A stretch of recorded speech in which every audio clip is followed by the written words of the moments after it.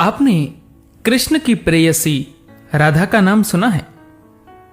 शायद आपको ख्याल न होगा, वह धारा का उल्टा शब्द है। कृष्ण के समय के जो भी शास्त्र है उनमें राधा का कोई उल्लेख नहीं है। राधा के नाम का भी कोई उल्लेख नहीं है। बहुत बाद की किताबों में राधा का उल्लेख शुरू हुआ। जिन्होंने उल्लेख शुरू किया वे बड़े होशियार लोग थे। उन्होंने एक प्रतीक में बड़ा रहस्य छिपा कर रखा, लेकिन लोगों ने फिर राधा की मूर्तियां बना ली और फिर लोग कृष्ण और राधा बनकर मंच पर रासलीला करने लगे। राधा एक यौगिक प्रक्रिया है।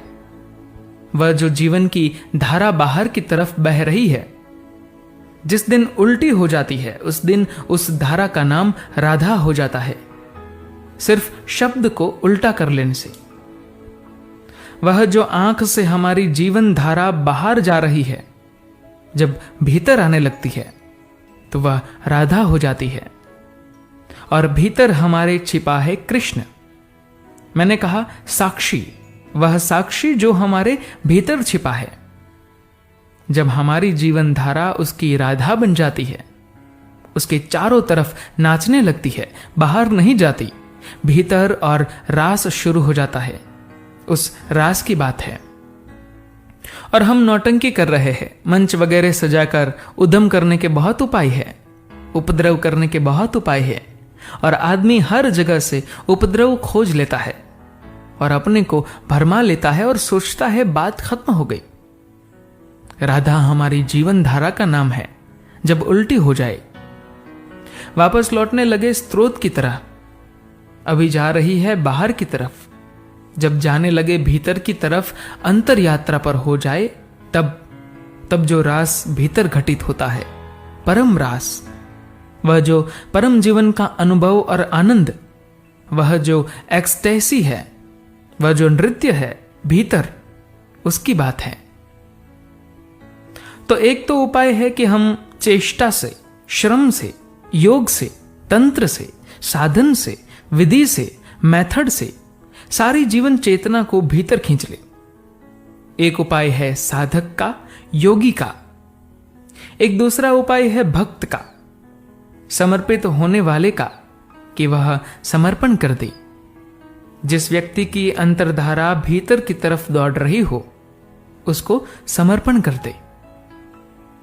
तो जैसे अगर आप एक चुंबक के पास एक साधारण लोहे का टुकड़ा रख दे, तो चुंबक की जो चुंबकीय धारा है, जो मैग्नेटिक फील्ड है, वह उस लोहे के टुकड़े को भी मैग्नेटाइज कर देता है, उस लोहे के टुकड़े को भी तत्काल चुंबक बना देता है। ठीक वैसे ही अगर कोई व्यक्ति उस व्यक्ति की तरफ अपने को पूरी तरह समर्पित कर देता है, जिसकी धारा भीतर की तरफ जा रही है, तो तत्क्षण उसकी धारा भी उल्टी होकर बहने लगती है।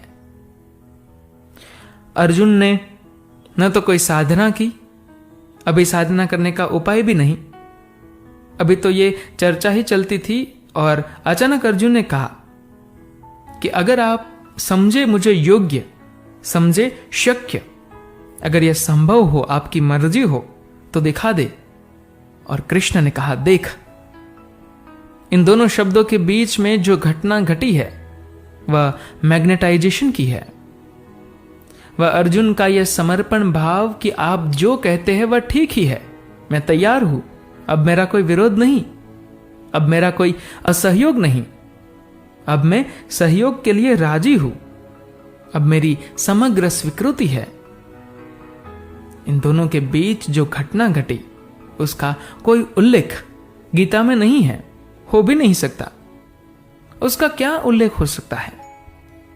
वह घटना ये घटी कि समर्पण के साथ ही वह जो कृष्ण के भीतर बहती हुई धारा थी, अर्जुन की धारा उसके साथ भीतर की तरफ लौट पड़ी। कृष्ण खो गए और अर्जुन ने देखना शुरू कर दिया। धन्यवाद।